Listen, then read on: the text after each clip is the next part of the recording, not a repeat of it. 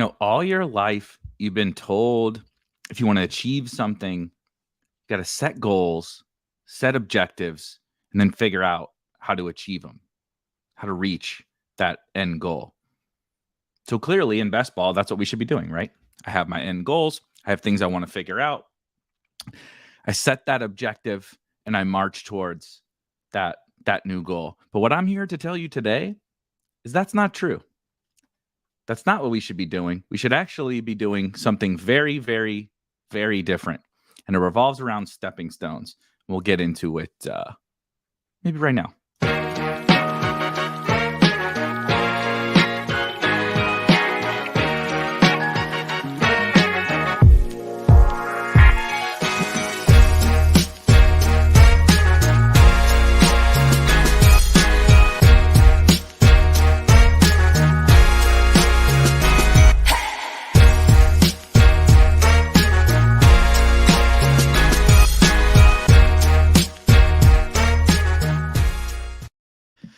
All right, what is going on, guys? Happy Thursday. I don't know if you saw, we're just going to get the teaser out of the way first. Right away. Tomorrow, every Friday, we have Draft Club, right? Where we draft a best ball team. Rob Coakley at King Coakley on Twitter is going to be joining me. And we are going to be doing kind of launching a new First Friday show. Draft Club with a twist, where we're going to be kicking off the With a Twist portion tomorrow and every Friday thereafter, where we're going to do some fun stuff while we draft best ball teams. We got to liven up this space, man. Everybody is just drafting constantly. This space is really fun. Best ball is really fun. There's millions of dollars up for grabs. It's a new and booming space, so everybody's getting super interested in it, and that's awesome for us. However, it's I even sometimes get bored myself, and I work in this space, and I'm obsessed with this space. It's just like, honestly, are we really just going to talk about the same shit all year and draft teams? Oh, it's the 8th round. Who do I like here? And MVS is here again. Oh shit, taking MVS again. Damn it. Oh my God. 3rd round Kyle Pitts, baby. 3rd round Kyle Pitts. Did you know that Kyle Pitts is really just a wide receiver that we get to play at tight end? Like, how many fucking times can I say these things? Right? So Fridays, we're going to start something a little bit different. We're going to try to spice things up, have some fun. And tomorrow, since it's the 4th of July holiday weekend, and what is one thing, not the thing, one thing that the 4th of July holiday weekend is famous for, but Nathan's hot dog eating contest. And so myself and Rob are going to have a hot dog eating contest best ball draft, where we set out to eat a hot dog for every selection that we make. We are going to be drafting on Drafters in their $2.22 tournament, because I will absolutely not spend a significant amount of money as I make myself sick while drafting. So we're going to be drafting on Drafters. If you've not signed up for Drafters and you would like to join us during that draft tomorrow at 1 p.m. Eastern or 2 p.m. Eastern, I should know. But anyway, that's my plug. Tomorrow, I will see you guys tomorrow. Today, I mentioned this last week. I weirdly get really excited for these conversations, because these Thursday shows, these theory and strategy shows, give me this kind of chance to if you guys know me, I'm very kind of always different stuff is going on in my head, theorizing and strategizing around different stuff. Sometimes I think it might be really smart, and sometimes it's probably very stupid. But I think it's important to go through this process of setting out, to learn and strategize around this new game, this game that's like completely new, and we don't have any answers to any of this. And that's actually kind of the subject of what we're going to talk about today.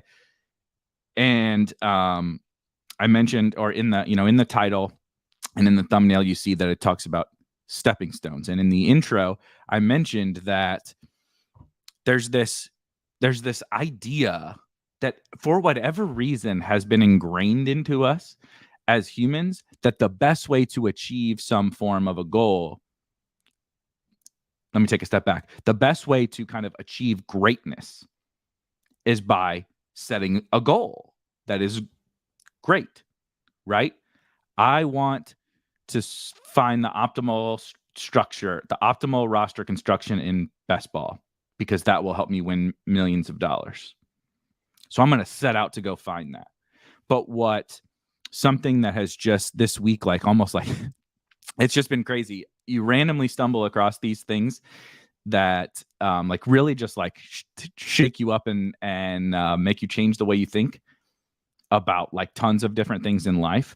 And I actually think, again, I'm happy for this Thursday show, because if you know me at all, you know that actually like most of the content and everything that I listen to is very much not fantasy football related. I spend a lot of my time listening to entrepreneurial type content. And that's kind of what we're going to talk about today. But basketball and comedy and movies, and I've gotten really into Formula One and different stuff like that. And I find, for me personally, that some of the, maybe, I don't want to say best, but some of the most interesting, thought-provoking, potentially like, I guess, highest upside ideas and strategies come from these things, this other content that I'm consuming, or this other space that has literally zero to do with fantasy football, like absolutely nothing. And I do think that's kind of important. You know, everybody gets just so down in the weeds, and we've been doing this fantasy football thing for quite a while now, that people just like, oh, it's a new off season. Got to do my projections. Got to go look at all the stats. Got to watch the film. Got to, put together my rankings, and then I'm going to go conquer these drafts. And now with best ball, it's like, I'm going to look at how Best Ball Mania 2 went last year, and I'm going to do some of this, and I'm going to get that edge. But I actually think we can take like a lot of really insightful things from spaces that really don't have anything to do with even like sports. And so there's a podcast that I listen to called Invest Like the Best. I have no idea if this is something that any of you guys have ever heard of. Here you're seeing it on my screen here, called Invest Like the Best, with Patrick O'Shaughnessy. It's one of my favorite if you're into like the business. You don't even have to be like into the business space at all. It's just a lot of like interesting like life stuff. It's obviously business, investing, and entrepreneurial focused, but I learn a lot, like just in general, from this. And you see the top episode there, June 28th, came out this week, with Kenneth Stanley. And he is a professor, and he's real. So you see in the description there, he's a computer science professor, but he's become very big in the world of AI, artificial intelligence. And this was so there's a couple things that have like changed my life, I guess I would say. Totally outside of, obviously, best ball has changed my life. Outside of it, the book Atomic Habits. If you have not read Atomic Habits, that's like probably my biggest book recommendation. And then this podcast has like, I've re-listened to it multiple times, because there's so many things that after you listen to it, it makes so much sense. But we've been trained so differently in how we just like live our lives. And it's and obviously I'm gonna equate it to best ball here, but it's so true for best ball. And we'll get to this idea of stepping stones. But what Ken talks about essentially in this episode that you see here is this idea that greatness can't be planned, and like achieving something great and something monumental, something complex, is not something that we can like set an objective for. Best Ball Moderate says a lot of DFS people pump Atomic Habits. I'm one of them. I'm definitely one of them. It's back there on them. It's back there somewhere on the bookshelf. It is changed my life, completely changed my life for the better. That book, FSN Edward recommends, if you like Atomic Habits, look into High Performance Habits. I will. As soon as I get off here, I will. But so this podcast episode, which is literally only a little over an hour, I highly recommend it. What Ken brings up that he discovered, this guy is like a 10,000 times smarter than I am. What he has kind of discovered through also something he discovered through random chance, not through an objective, is basically that the things that we want to achieve, right? The goal, the objective,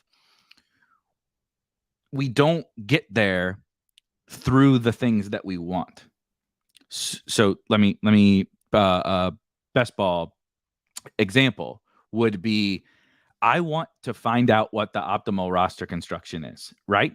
Everybody does. Go look on Twitter. There's probably a new article out there today that somebody says, when should you take your first running back? How many wide receivers should you take?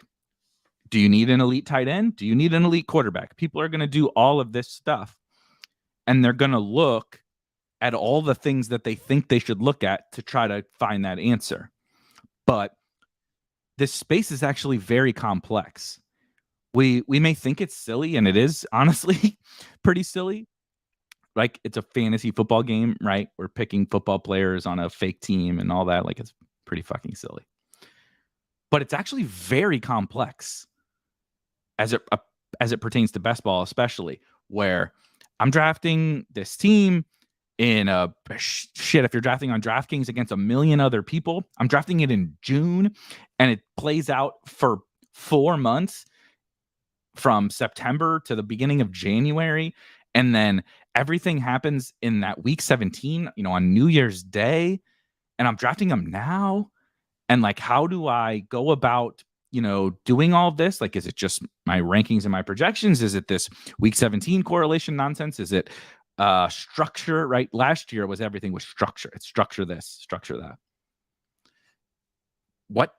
I don't know the answer. No one knows the answer. But what Ken talks about is kind of this premise that I think I'm trying to think of what it was called. There's a fallacy in like the philosophy world or whatever that's called the like causes like fallacy. It is this idea that in order to reach something that we're trying to achieve, we look for the things that are like that to get there, right? If I want to know when I should take my first running back, I should just look at when people took their first running back in the last couple of years, right? Oh, they took the winning teams or the teams that advanced the most or whatever, took a running back in the first couple of rounds. I should take a running back in the first couple of rounds. But what it turns out to be true over any complex discovery, like best ball optimal roster construction, is that the things that you need to figure out, the stepping stone that gets you to that actual solution, is not the thing that resembles the end goal, right? If I'm trying to find an optimal roster construction, it may seem like I should just look at last year's optimal roster construction, but in fact, any complex discovery, that's not what happens. It's actually not it at all. Like, in fact, you're actually going to, over the course, this is like a historic thing of any invention. He lists like tons of examples, but the best example that he talks about is the computer. Certainly the computer is far more complex than best ball. And you would think, oh, well, it's just technology, right? Some smart guy was like, they had this idea, we need the computer. I have no idea if that's true or how it even got invented, to be honest with you. The idea, we need the computer. So we have this part and this part and this part, and we put it all together. And in fact, that wasn't actually true. And the thing that created the computer invention, which is mind-blowing, is this thing that I'd never even heard of before called the vacuum tube. So vacuum tube, it's called a vacuum tube, but it doesn't have to do like, it's not like a vacuum as you see here. This is what it looks like. It's not a vacuum, right? But so a vacuum tube was around like the 1700s or something like that. was when like the vacuum tube was discovered, like basically when electricity started, the vacuum tube started. And so people were able to figure out hundreds of years later that like, oh, this is the thing that's going to power this computer that I'm now I'm literally looking into this computer talking to you guys. You're probably watching me on a computer or your phone, which came from the computer, right?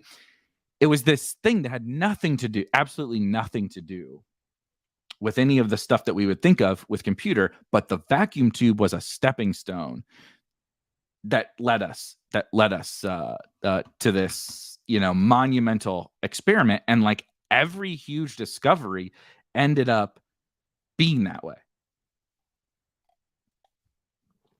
And the funny thing is, when you start to think about it, it's like if everything did in life, like real life, if everything did resemble, if the process of discovering one of these things did always resemble what we were trying to discover, right? If the cure to cancer, they talked about this on the show, if the cure to cancer looked like what we think it should look like in our research and stuff, we would have cured fucking cancer. You know, because it would be like causes like. Something like what we think cures cancer is going to cure cancer, so thus we would discover it, right? Same thing with this best ball game is like, if we like all our ideas about what the optimal roster construction is were just that, we would have figured this shit out already, and the game would be boring. We would just draft, like, I don't even know what drafts would look like, right? If it was just like, well, look at last year. Last year said draft running backs here, here, and here, draft wide receivers here, here, and here. Apply it to this year. Wash your hands and be done. But in fact, that's not true. That's not how the world works. The world is complex, right? And what complexity means is like things don't look like what you think that they should look like, right? The cure for cancer doesn't look, why haven't we cured cancer? Because the cure for cancer doesn't look like what we think curing cancer looks like. And it sounds crazy to be talking about these subjects as it pertains to best ball, but you got to listen to that episode, because it is, if you're as into best ball as I am, you will have all these thoughts during this where you're like, holy shit, I've been thinking about all this stuff wrong. I've been thinking about, I've been trying to figure out, how many wide receivers should I take?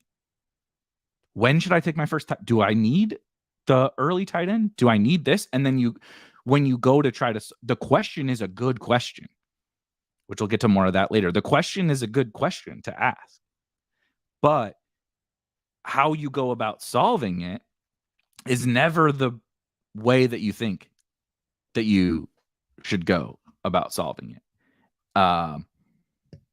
And best ball is complex. It's a crazy freaking game that we play. Like when you really like start to map it out, it's batshit crazy.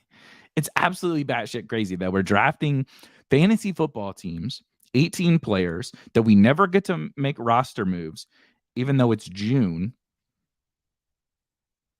We put $25 in onto Underdog, and we draft a team with hopes of winning $2 million, and someone is going to do it, and you're going to draft it way before the season starts, and then the season's going to play out, and week 17 is going to get here, and guess what? You had the best team all year long, one of the best teams all year long, and you get to week 17, and it's like, oh, you know, Cooper Kupp gets hurt in the first quarter, and he was a stone cold smash, and now nothing. Now I don't make any money. I make $500, even though I had the best team.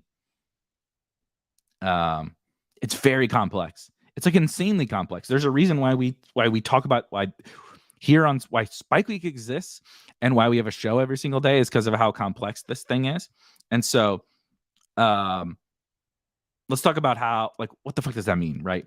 I've rambled for 20 minutes about what the fuck does all that, like, why is that relevant? Like, why is all of that relevant? Doug says, I was thinking the other day, everyone is all in on week 17, but what if you stacked week 15 and just smacked all these week 17 stacks, and now you're top dog? So many ways you could win this thing. And That's 100% true. You'll actually see what I get to when I start to talk about this year's stepping stones. But what this what Ken in this God damn it, I don't have this in slideshow mode. So I say, what is a stepping stone? So that's what he gets to. Is he said, why I kind of talked about these first couple bullets already, like why greatness cannot be planned, right? And it's crazy when you go through all these, like it's mind-blowing when you go through all these examples and you're like, damn, that happened with the computer, that happened with airplanes, that happened with the internet, that happened with TVs, that happened with the cell phone, that happened with iPhones. Like Steve Jobs didn't just say like, oh, I'm a, before the iPhone existed, it wasn't Steve Jobs just going, you know what? I have this crazy mad scientist idea that doesn't exist and we have no idea how to do it. I'm going to a phone in your hand and it's a computer and it's a camera. He didn't think that. It's the stepping stones to get there all got created, right? The technology eventually, like someone discovered something that allowed that thing to happen. And then you take the stepping stones and you combine them all together and now you have something. And that's a really, really interesting like premise for best ball specifically, where it's like we're trying to create the iPhone. We're trying to create the iPhone, but we probably don't have all those stepping stones, right? The camera that you can put into a phone doesn't exist yet. The internet doesn't exist yet, and maybe even cell phones don't. The ability to put a phone in your hand doesn't exist yet. But we're trying to find all those answers. When this is the big thing about what the fuck is a stepping stone, is what we should really kind of be doing is looking at all the interesting shit that's going on in best ball. Instead of saying, I'm going to set out to find out how many wide receivers I should draft, or I'm going to set out to what's the right structure. Zero running back, robust running back. You don't set out to create the iPhone, just like you don't set out to find out what the optimal structure is. You look for the stepping stones. You look in all the interesting places, right? We're doing all this analysis. We're doing all this strategy talk. You look in these interesting places. And they mention the word interesting a lot. And you see in the third bullet here, I said, don't look for right versus wrong. Don't look for, when I look at last year's Best Ball Mania data, or when I look at what people are doing this year, I'm not trying to look at right versus wrong. I just want to see what's interesting. And the big thing is, this quote is, will stick with me for the rest of my life, is almost no prerequisite to any major invention was invented with that invention in mind. But it was invented with someone looking at something interesting. And that something interesting led to a stepping stone. The stepping stone led to the iPhone. Right? It wasn't, I have this goal of this thing. Steve Jobs said that's not what happened. There were these stepping stones, and he said, that is a thing, right? I'm going to combine those things, and I'm going to create something cool. The other Apple-related thing that was really interesting to hear is, remember, do you guys have iPads? Does anybody still use iPads? I don't know. I have one around here somewhere, but it hasn't been dusted off in forever. But I remember when the iPad came out, and it was like, oh my God, this thing is fucking awesome. I don't have to use a computer. I can just, it's like a little bigger phone. It's like kind of a laptop, but kind of a phone. And like, this is cool. Like, this thing is cool. But you didn't go buy the iPad because of whatever features or problems it said it solved. You were just like, that thing is fucking cool.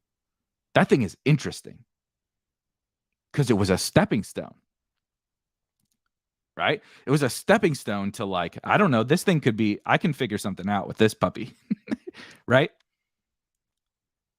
I can do my best ball drafts without having to get out my laptop, but I can see it a little better and do a lot more stuff than than on my phone or whatever. You know, obviously different times. I can surf the web, and it's not quite as small, and it's much more like a laptop, but I don't have to like put it on my lap. It doesn't get hot, right? There's like a ton of cool stuff you could do with it. It was interesting. That's why the iPad was popular, because it was fucking fascinating, but not because it was solved world hunger. And so you see interesting, looking into the interesting stuff that leads to stepping stones, and then the stepping stone is what leads to finding, they talk about greatness, but that's what leads to major inventions. How do you find the iPhone is that you look at the interesting stuff. The interesting stuff helps create a stepping stone. The stepping stone creates the iPhone, right? And so the iPhone is our optimal, right? In best ball. Our iPhone is, someone please tell me when I'm supposed to take my first running back. Someone please tell me which running back I'm supposed to take. That's the iPhone. We probably don't have all the stepping stones to answer all those questions. However, we're all setting out to answer those questions. And I think that's good. That's what we should be doing. We should be investigate, like, best ball is interesting. Just about all this stuff is interesting. So we should be diving into those interesting facets, right? Absolutely look at last year's Best Ball Mania data. Look at Best Ball Mania 1. If we could, we would look at the DraftKings stuff, right? Look at Fanball or whatever. You can look at advance rates. All that stuff can be interesting, but it doesn't mean it's a stepping stone.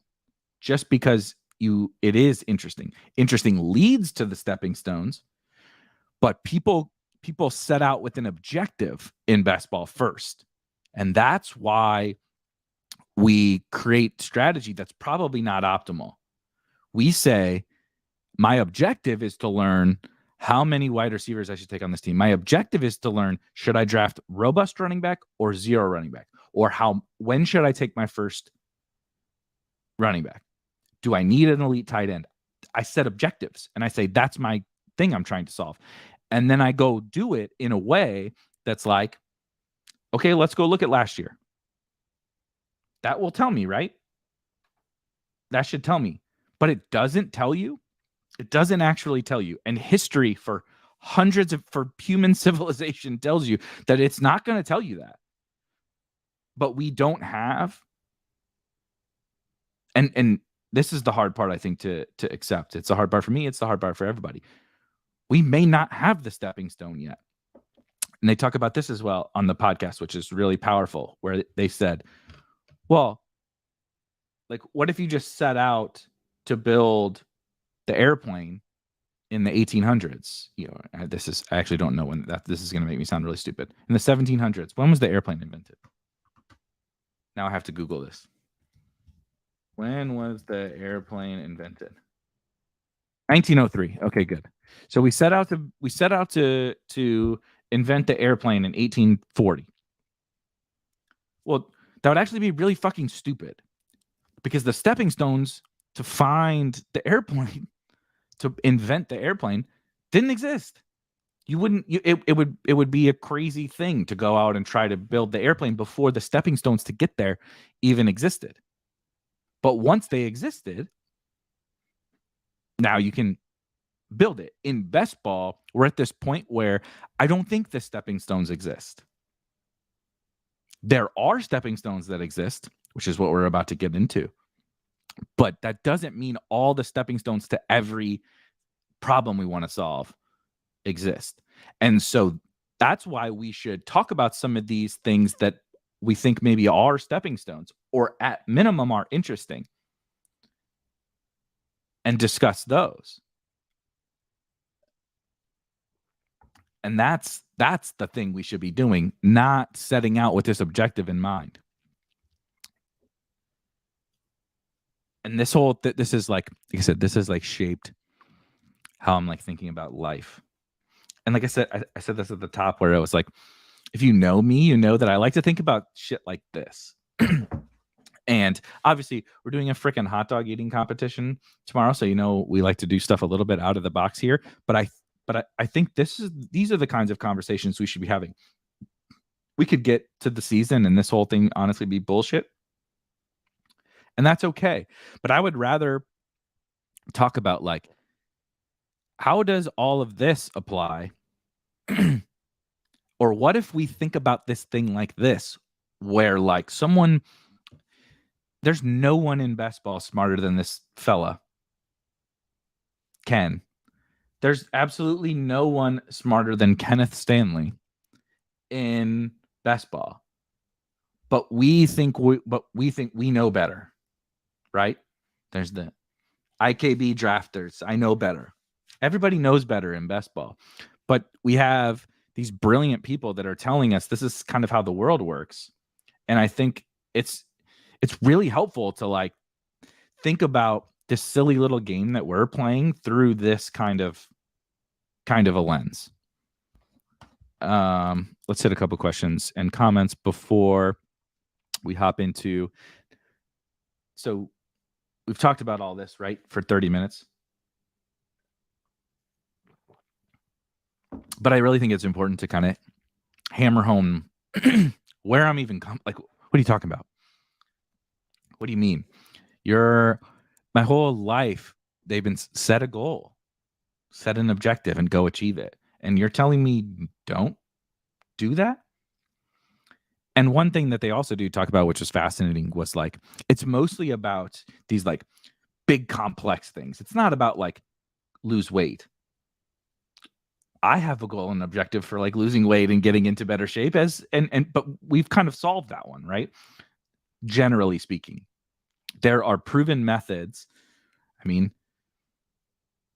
operate at a calorie deficit, like pretty much it. Like you can eat a cheeseburger if you want, but just operate at a calorie deficit, you're going to lose weight.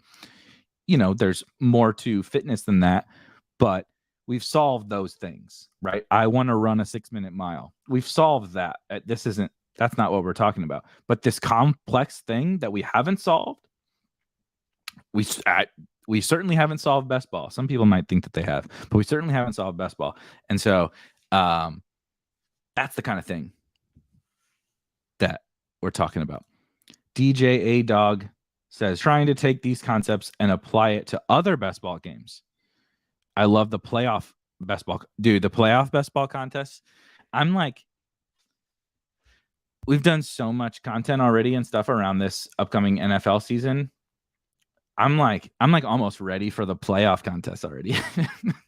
But those are actually the playoff contests, I think, are the most fun ones, because this type of stuff is like really powerful in those contests, because it's a lot more, it's scenario based. Fantasy football is scenario based, but it's a little different over the course of a 17 game season, 18-week season. It's a little bit different. The playoff contests that's my favorite. The strategy around the playoff contests is amazing, because there's many different elements that have basically never existed in fantasy football before, like the advancing stuff, and not just like your team advancing, but the players on your team, you need them to win. Like, it's not just one thing to be like, I drafted Devontae Adams and he had 30 fantasy points. I also need his team to go to the Super Bowl or whatever, which is like such a fun element. And I love these kinds of conversations, because I mean, you think we haven't solved regular best ball? You think regular best ball is complex? Playoff best ball, we are so far away from the right answers, it's not even funny.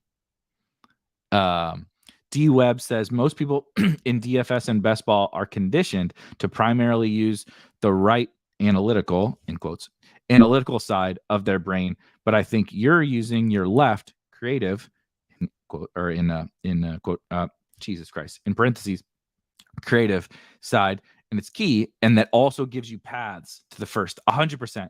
I appreciate this comment. This is a really good comment. And I like to think that that's how I try to approach the game. I'm not gonna like out math people.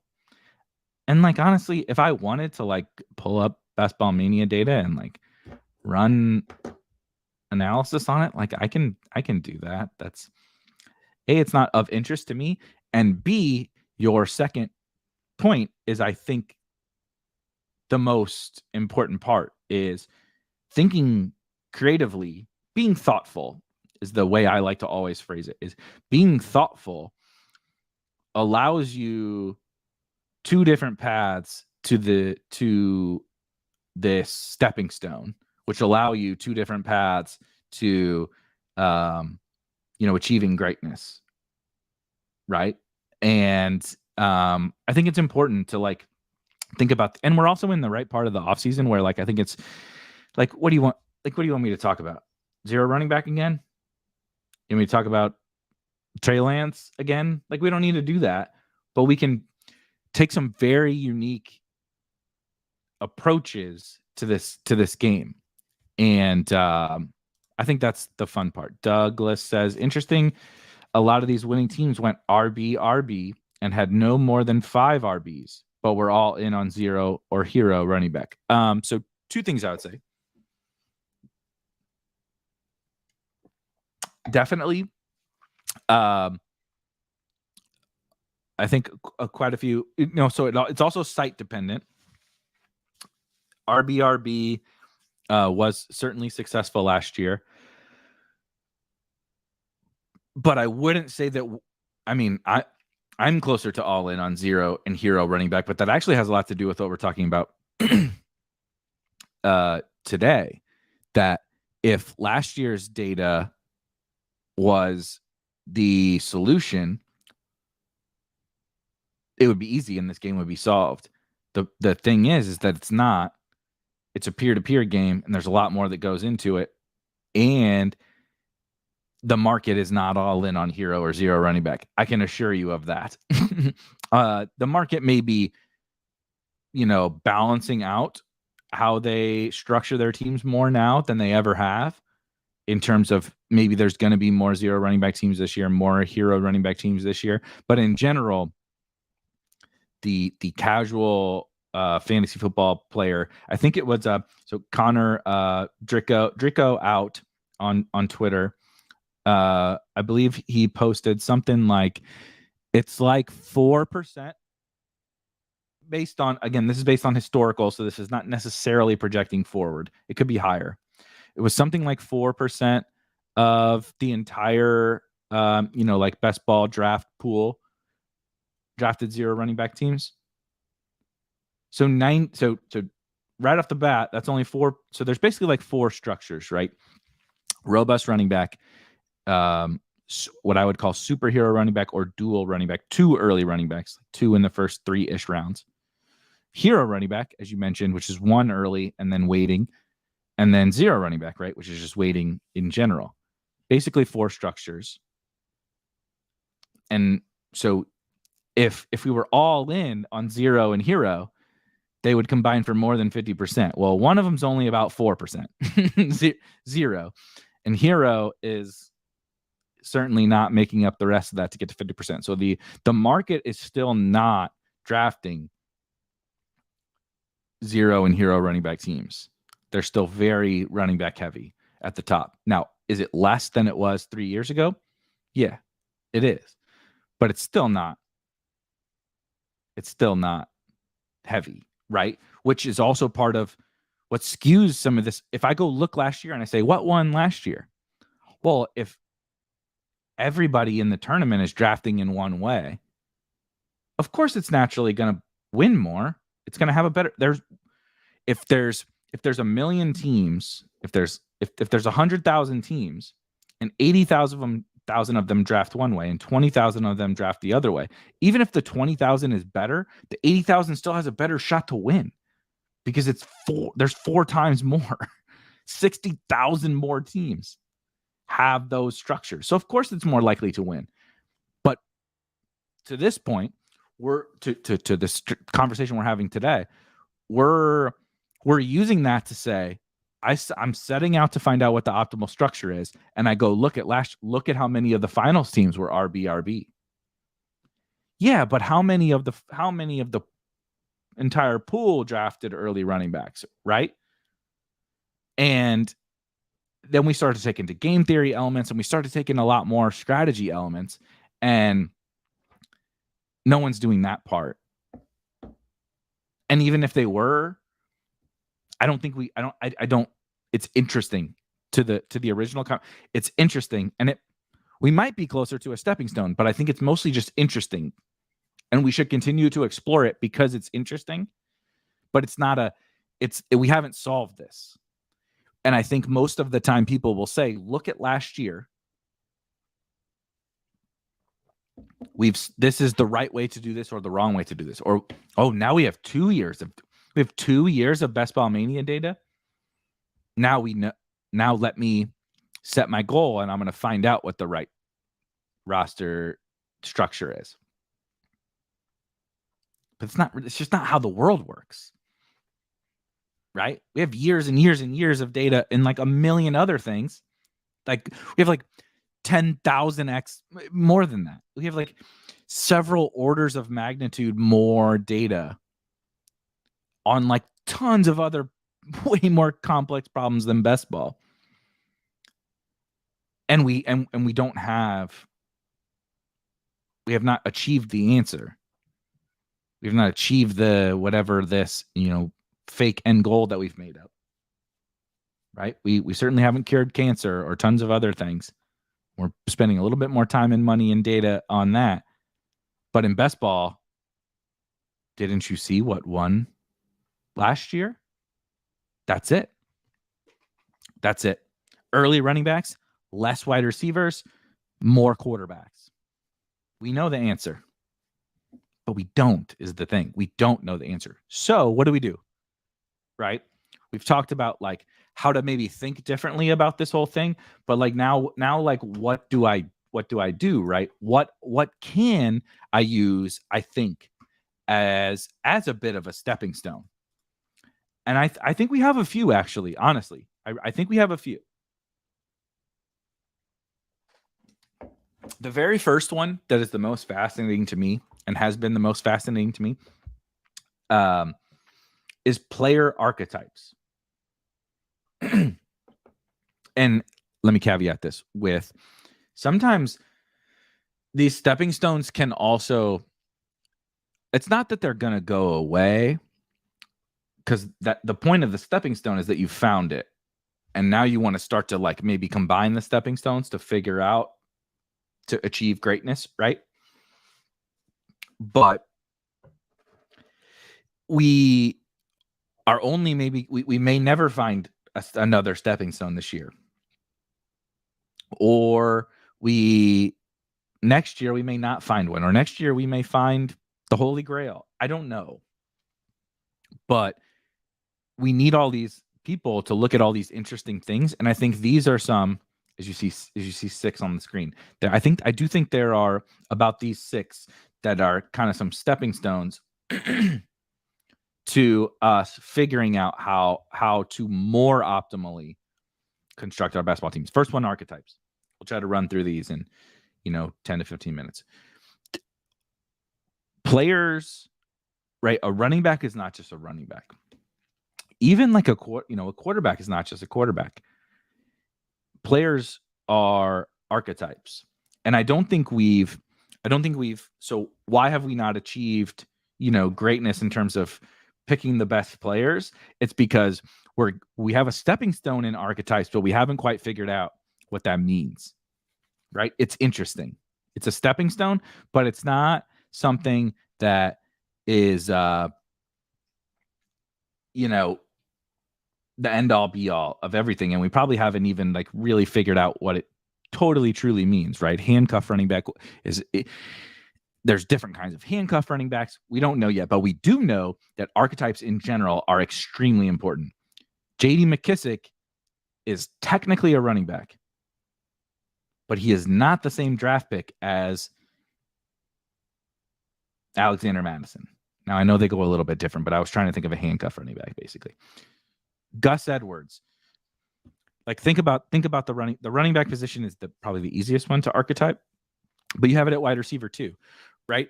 Like J.D. McKissick, Tyrion Davis-Price, Gus Edwards, Tony Pollard,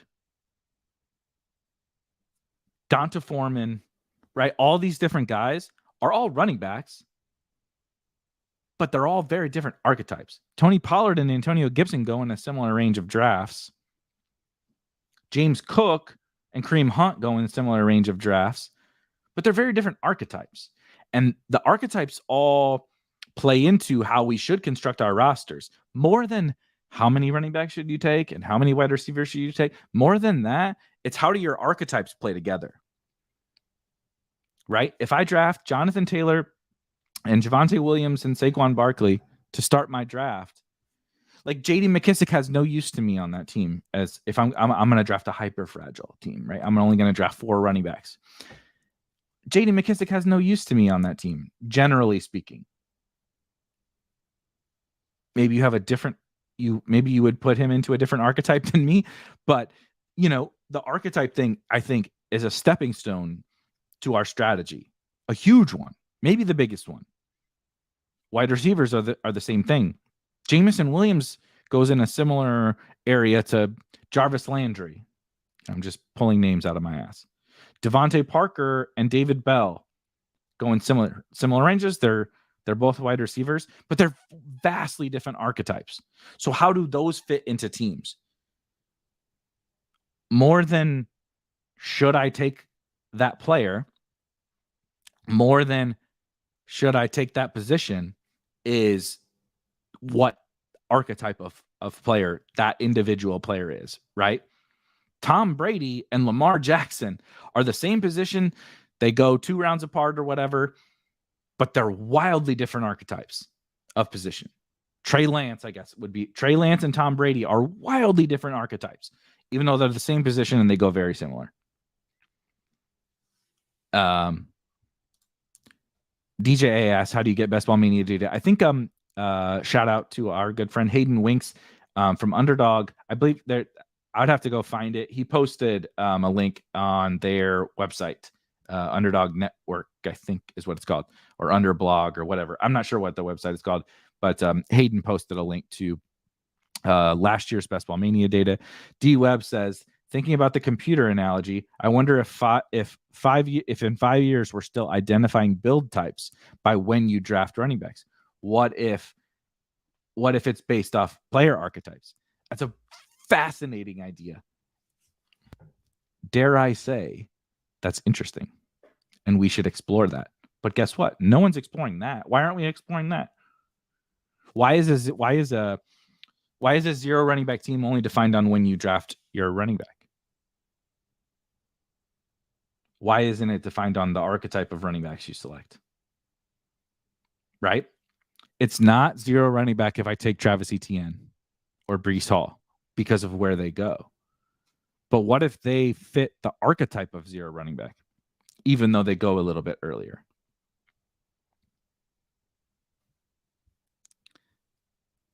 It's an interesting, very interesting idea. So next one, playoffs. This one's like fairly self-explanatory, I think. Excluding drafters, shout out to drafters, excluding drafters, promo code SPIKE on drafters for a free $20 ticket. Got to be a corporate man. The playoffs, in the playoff formats, like Underdog and DraftKings, if you're not thinking about the playoffs, I really do think you're ignoring a stepping stone to achieving greatness in best ball. People may disagree, but I think that just is what it is. What does that mean? What does a playoff focus mean? Now that is where I don't have the answer, right? I am personally a lot more focused on week 17. If you listen to Osimo talked about week 16 actually being a smidge more valuable, but Osimo would basically say, like, okay, week 16 is a little bit more valuable, but week 17 is also valuable. So he's looking at both of those. Some people who was a Doug or somebody in the chat was like, well, what about week 15? Right? But the whole thing is that all the money is in the playoffs. All the upside is in the playoffs. And you're not going to sacrifice much advance rate by focusing on the playoffs if you're doing it right. And so that's a stepping stone. It's 100% a stepping stone. I'm giving myself a better chance at winning these tournaments by looking at the playoffs. Now, we haven't figured out what that means in a super micro level, but it's definitely a stepping stone. Yeah, this is a great point. TJ says the $2 tournament on Drafters is a game changer in exploring all this. Ignore that playoff part, but it's definitely a game changer. I love this idea too.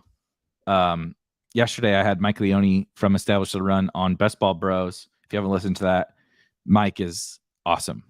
So good, so smart. Gives such great insight every time. Every time I talk to him. And we talked about like different contests and that kind of thing. And so this fits into that conversation where like imagine a quarter arcade for best ball where people could really like dive in and experiment with different stuff. And it would allow, literally any bankroll could 150 max the quarter arcade. So that's a pretty good idea. Maybe I'll try to hit somebody up. I love that idea. Next one. This one is something I actually just only recently, I wasn't even sure if I was going to kind of include this as a stepping stone, but I actually feel pretty strongly about this now, is, as you see the third bullet, firing day one at new contests. And I actually think this is like a huge deal that we never talk about this, right? Because we want to talk about players. We got to do rankings.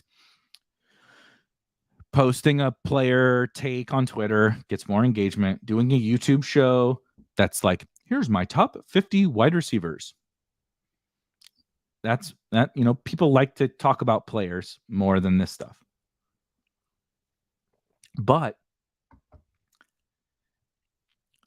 every new contest that opens has market flaws on day one. My favorite example from this year was I actually am very mad at myself for not drafting more Best Ball Mania teams on the day that it opened.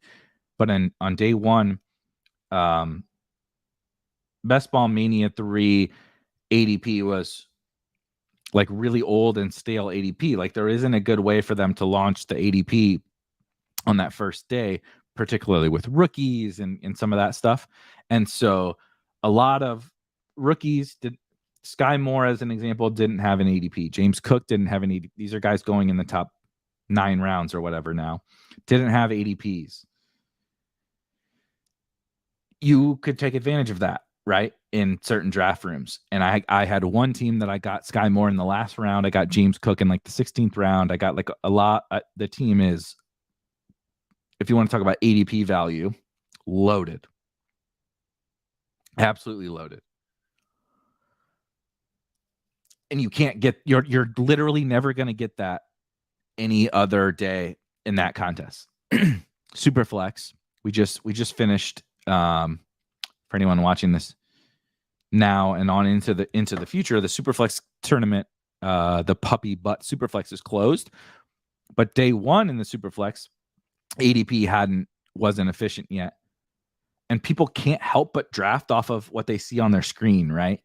And so if the ADP is inefficient on that screen, you're just naturally going to get values. Like I had one, I think that was maybe my favorite. I had Kyler and Jalen Hurts at the 1-2 turn, and then just a bunch of wide receivers and running backs in the middle rounds that were, way underpriced because it was old ADP. You get Gabe Davis and Mike Williams and the Broncos wide receivers and all these guys that have risen several rounds in ADP.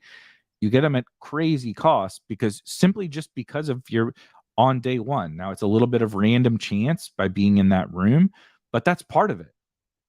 And so I want a part of my portfolio over the course of the summer, the day that those new contests drop, I want to be in there. how much do you, that's up to each person. How much do you fire? How much of your bankroll do you put into those days is all absolutely different for every single person. But it's a stepping stone to right. If greatness in best ball is winning a lot of money, which it is, it's all, I mean, we're all here to make money, right? If greatness in best ball is making money, dedicating time on day one of new contests, 100%, in my opinion, is a stepping stone. Fluidity in roster construction. This is one I don't think people talk about enough. I've spent the whole this whole freaking episode talking about like, how many wide receivers should you draft and how many running backs should you draft and all of that. And what I actually think is a stepping stone is that's mostly bullshit. When you get into the later rounds, I don't think that matters. And like, I actually don't know why we've decided that like, at what point did we decide whatever, a sixth running back versus a ninth wide receiver mattered? Like, why? I don't really understand it. It comes down to this other, like, all the other shit matters more. The position, it doesn't, like, of course positions matter, but like that kind of, those last couple picks is like, is it a third quarterback or is it a third tight end or is it a sixth or seventh running back or is it a ninth or 10th wide receiver? Everybody loves to be like, oh, you took 10 wide receivers. It's like, they made more sense on this team. Or like, oh my God, you took 7 running backs. You need to be fluid in all of that. That to me is a stepping stone. D Webb was talking about like, instead of identifying builds by when you drafted running backs, like doing it off player archetypes, it's the same idea for this, for fluidity. Why do I identify like what I would classify that team by how many of each position? Like, it's not about how many of each position, it's about the specific players. And like, if we look up this board, right? If I'm looking up this screen that you're seeing, if archetypes and playoffs and all that kind of stuff and firing day one, like I'm drafting day one and there's an archetype in the 18th round that fits the playoff focus, right? It fits my team, blah, blah, blah. Why the fuck does it matter whether it's a running back or a wide receiver or a tight end or whatever? It doesn't matter. Obviously, you don't want to draft 2 running backs. Like, you have to pay the table stakes to get into the game, right? There's an ante of a certain level of a roster you have to build. But once you reach that point, that other stuff doesn't matter. But we love to spend months talking about like, should you take the 10th wide receiver? And people are like, LOL, you took 10 wide receivers. It's like, yeah, sometimes I do take 10 wide receivers. Sometimes I take 7. I draft them for when it makes sense on that team. My stepping stone is the fact that I don't give a shit about that. I give a shit about making that team as best as I can and being fluid. Drafting skill. My co-host tomorrow, Rob, is now in the chat. He says, I'm late. Did he eat all 20 hot dogs? Fuck you. First of all, let's just get that out of the way. I'm dreading that tomorrow. I try not to think about it because it triggers me thinking about eating 20 hot dogs. Yeah. I literally mentioned early, like on this episode, that like I'm trying to like eat better and get into better shape.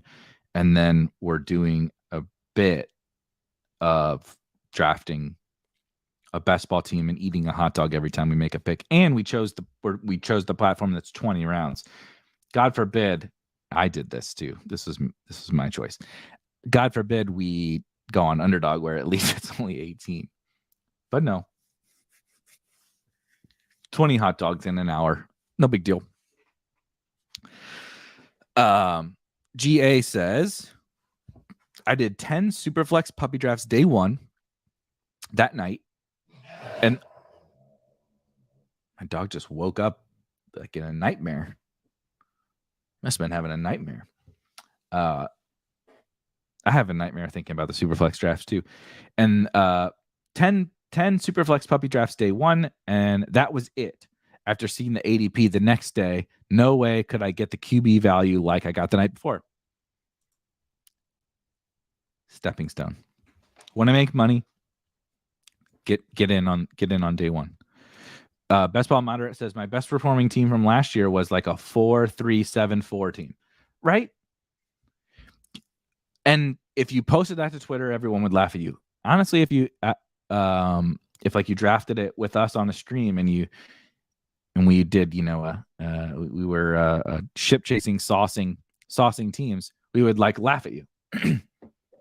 Like, LOL, way to burn that $25. But like that's not true. It's not real. It makes for good content, but it's not true. Baby Stevie says range of outcomes after range of outcomes after eating 20 hot dogs.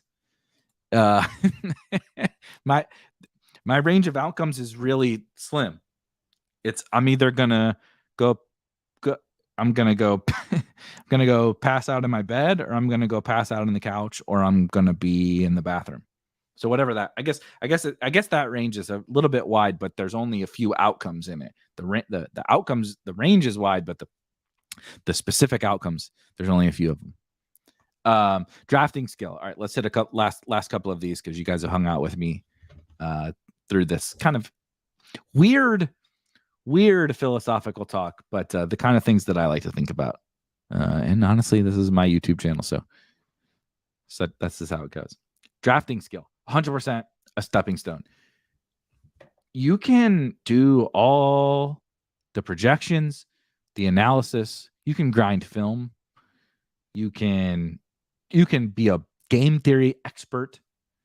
You can know all these fucking stepping stones that we're talking about. You can do whatever you want to do and be like the most brilliant mind at all these different theories and strategies.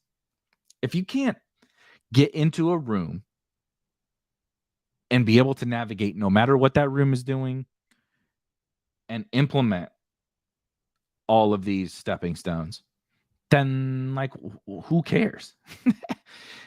Oh, you could recite the advance rates of every structure in Best Ball Mania 2, but you can't implement them when you get into a draft because you're not an actually good drafter, then who cares? Doesn't matter. So like draft. That's if I were to put a practical definition to this drafting skill thing from a stepping stone perspective, it would be you need to draft a lot of teams. Like a lot. And that's why like the quarter arcade idea was really good. The $2 here on drafters is awesome. The $3 currently on which is only 20 max on DraftKings. But when we get these $5 contests, I would just draft and draft and draft and draft. If this is something you're passionate about. Because the only way to develop that skill is drafting. You can do all this research, but none of that shit matters if you can't implement it in a draft and think on your feet and think on a 30-second clock, right? You're walking your dog or you're cooking dinner. Those are the things that I do. So those are the examples that come to my mind. I like to draft while I cook dinner or walk the dogs or whatever. Our good friend Chris Spags, who was on Ship Chasing last night, which was phenomenal, and is on Splash Play, and was on Best Ball Bros a couple of weeks ago, and was on the Best Ball Royal Rumble. All things that you need to go watch. Drafts while like feeding his baby, his newborn 3-month-old baby and stuff like that. Like if you can't draft while doing those things and implement all this shit, then you need to draft more. It's like that's a stepping stone, being able to draft.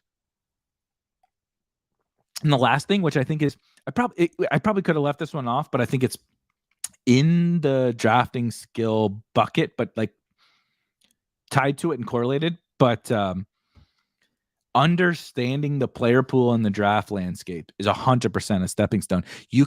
So we spent this whole time like talking about all these theoretical ideas, like how many running backs should you take? And then we talked about, well, look at last year, or even look, we have fan ball data for 10 years that tells us this.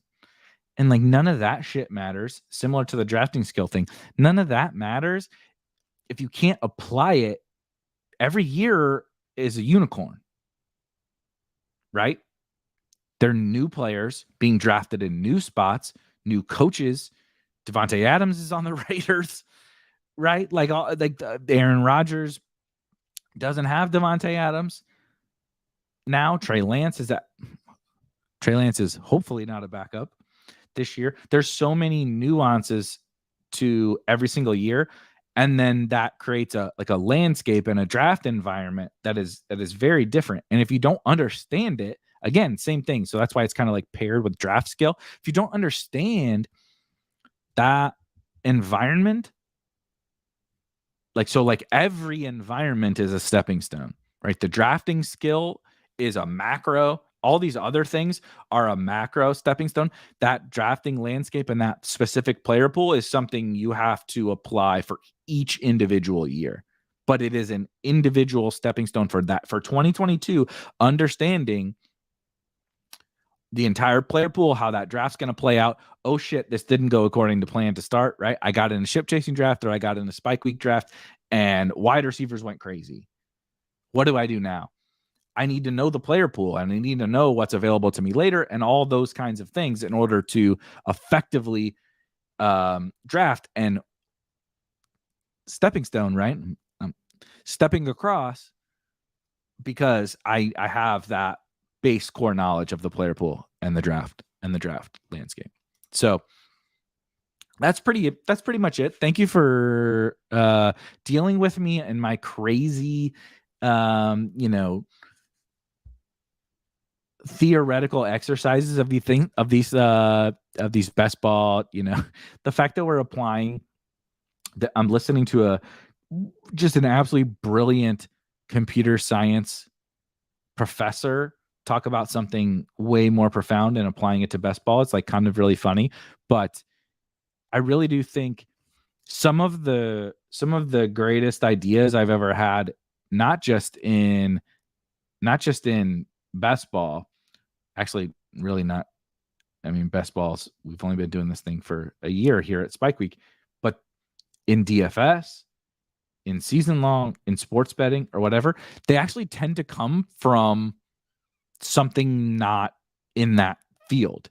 You listen to a business person or a professor or whatever, someone smart in a totally different field, and they talk about some concept, and it's like, ding, ding, ding. That makes so much sense for my field. And that's where I learn the most, actually, is trying to apply some of those things. If you missed the top of the episode, tomorrow, you see me struggling. Yep. More. He's also mad about this because we're going to eat a lot of hot dogs tomorrow. 4th of July draft club tomorrow around lunchtime. Be on the lookout. So just do the Voldemort thing and click that button down here for the channel, and you'll be notified when we're going live tomorrow. We are going to do a drafters best ball mini best ball championship, $2.22 to get into the contest, and we are going to draft a 4th of July team and pull a Joey Chestnut and Kobayashi and try to eat as many hot dogs as we can during the show. We are going to force ourselves to eat one per every pick that we make. We may or may not do some fun giveaways. I think I might give away some t-shirts or something for people that are going to hang out and watch me make myself vomit on hot dogs. But I am going to pre-make those tonight. So don't like at me in Discord or anything like that, because I'm going to be making fucking 20 hot dogs. I hate my life. I will see you guys tomorrow. I was going to say something absolutely ridiculous about the hot dog thing. Just come watch the hot dog show. I'm trying to be positive about it, but it's not. There's nothing positive about eating 20 hot dogs in an hour. See you guys tomorrow.